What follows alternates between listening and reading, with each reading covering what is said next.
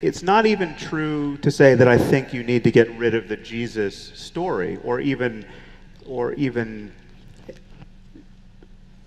not. I don't even think there's something problematic with orienting your life around the Jesus story. I think that can be reclaimed. But so, for instance, I was walking yesterday in this fine city of yours and saw someone on the sidewalk giving tarot readings to people. He had a tarot deck spread out. He had a few cards spread out, and he was soliciting people. And I'm sorry to say I didn't sit for a reading, but tarot cards, if you're familiar with them, are the quintessential artifact of New Age woo, right? I mean, these are not thought of as legitimate tools of divination, except by people who think that they're legitimate tools of divination. And yet, a tarot reading can be truly powerful, right? I mean, this is built on something, right? This is not just a massive example of self-deception on the part of people reading and people getting their cards read. These cards can seem prescient. I could give you all a reading right now, and 95% of you would find what the cards would say to be relevant to your lives. I mean, I could do it with an imaginary deck. I mean, an invisible imaginary deck. I don't know anything about tarot cards, but I'm going to turn over two cards now. One is the sun, and the other is the fallen man. Now, I know so little about tarot that I'm not even sure the fallen man is a tarot card. Right? Or I think it was the hanged man as a tarot card, right? Man, yeah. Okay, so I've got these two cards, and the sun is clearly the representation of wisdom, right? And the hanged man is the representation of lost opportunity. And I can tell you with some degree of certainty that all of you are at a crossroads in your life, right? Where you have good reason to believe that you're not making the most of your opportunities, right? Now, I could go on like this for an hour, right? And pretend all the while that it has something to do with the cards actually working in concert with the dynamics of the cosmos, such that these cards that I turn over, were they real, would be the ones that of necessity were revealing something about your mind in this moment. And obviously people think in these terms about astrology and sympathetic magic and all the rest, and religion is built upon this kind of superstition. There's a way of understanding the utility of using a device like this and the real effect it has on you. I mean, if I turn over the cards and ask you to look at your life in this moment as though for the first time through this lens, considering in this case lost opportunities, right? Of course it's going to be valid. That doesn't make it can be an incredibly useful thing to do. My main concern is that at no point do you have to lie to yourself about your state of knowledge about the mechanism, right? You don't have to believe tarot cards really work. There's deeper mechanisms at work with someone who's actually good at that. And so I agree with what you've said. But they need not be supernatural. No, I don't think they are supernatural. In fact, I think what happens when you use a projective technique like that, because that's essentially what it is, if I'm good at interpersonal attunement and I'm quite intuitive, what I'm going to do, and everyone does this in the course of a dialogue that's actually working well. I'm going to flip over the cards and I'm going to start with generic archetypal statements that are true in some sense for everyone. But then I'm going to watch you both consciously and implicitly, unconsciously, with all of my social intelligence, and I'm going to see through very, very subtle signs on your part when you respond positively to what I'm saying and when you respond negatively. And I'm going to continue down the lines that you established by your positive responses. Yeah, but that's what Darren Brown does. He's a mentalist. Right, well, it's exactly what happens when children are interviewed, for example, by people who lead them as witnesses, right? The children infer from the emotional expressions of the person who's interrogating them what it is that they actually want to hear. And so they'll even work with that horse, clever Hans. Exactly, right. That's right, exactly. Yes. Even horses can do this. So tarot card readers can definitely do this. Yes. So the mechanisms behind something like that, even if it appears entirely superstitious on the surface, are often deeper than is revealed at first approximation. So, and I wanted to talk a little bit, if you don't mind, for a minute about rationality, because we've already agreed, I think, and definitely stop me if I'm wrong, that there has to be an intermediary mechanism between the world of facts and the world of values. And well, since we've talked, I've been reading a variety of commentaries on Immanuel Kant. Mostly these have been written by Roger Scruton, by the way. And this is actually the issue that Kant obsessed about for most of his philosophical life. And what he concluded was that empiricism can't be right and rationality can't be right as philosophical disciplines because you need an intermediary structure, and that we have an inbuilt intermediary structure. And that structure is what mediates between the thing in itself, the world of facts, let's say, and the outputs, the values. So then I was thinking, the truth is we don't quite agree on this. I mean, in my summary of your view of me, I would have agreed with that. But for me, it's just facts all the way down. Okay, You're describing more facts. Glad to hear it, man. Yeah. Why do you need a brain then? Well, a brain is yet another part of reality. I mean, what I mean by a fact what is does it do? Anything if the that facts is the are case. just there, what does the brain do?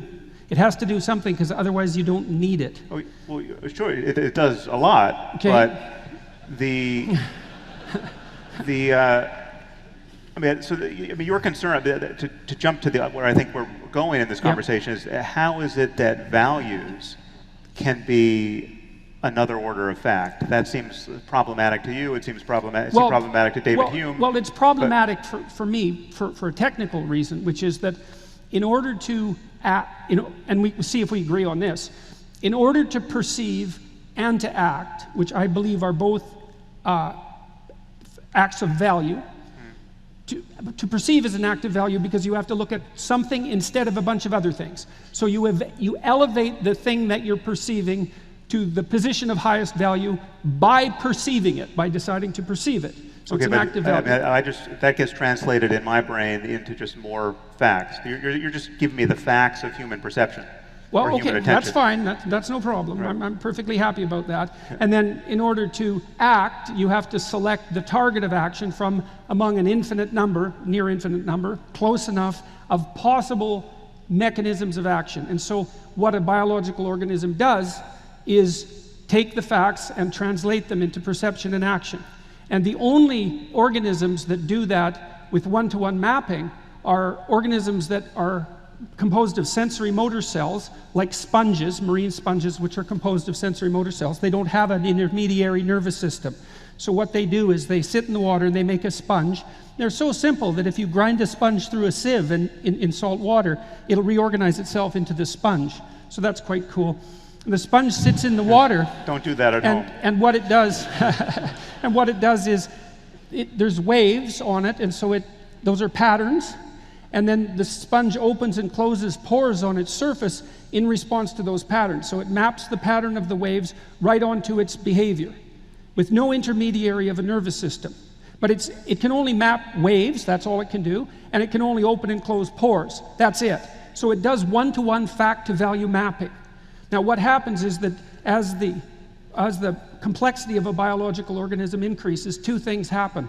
The first thing that happens is that the sensory and motor cells differentiate.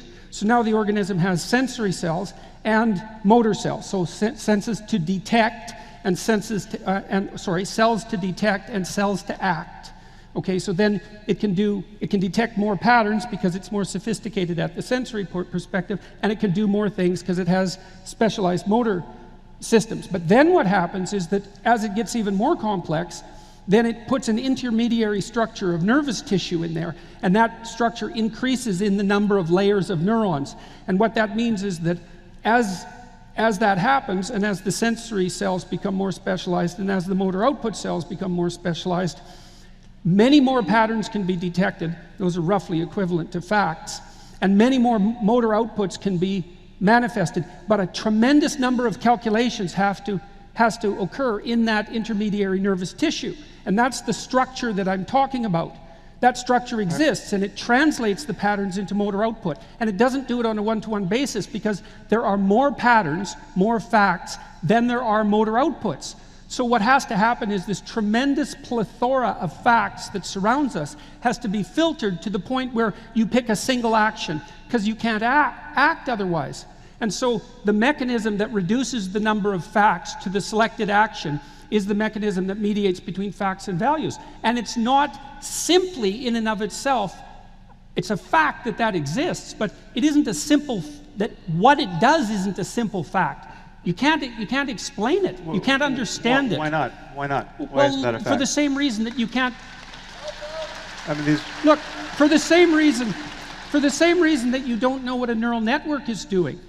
Like you can train a neural network, an AI neural network. There's a distinction between facts and facts that we know, right? There is whatever it is the case, right? And then there's our understanding of it and our misunderstanding of it. So there are many things that we think we know that we're wrong about.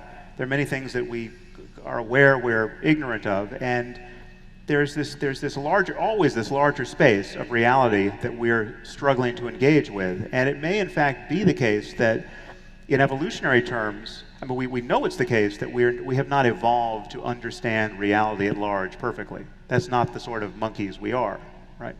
And you could even argue that one cognitive scientist who some of you may have heard of, Donald Hoffman, is arguing now, very colorfully, that human consciousness or the human mind is actually evolved to get things wrong in fairly specific ways, so as to maximize survival, and that was the argument I made in our first discussion. No, but here, no, it was not quite, because this still preserves the difference between getting things right and getting things wrong. His argument is that getting things truly right, having a nervous system and a cognitive architecture that could really understand reality, quote, reality as it is, would be maladaptive. And he has some mathematical demonstration of this, that the quote true representations of reality are categorically maladaptive, and that there's a certain kind of error that is, and I'm not sure I buy this argument,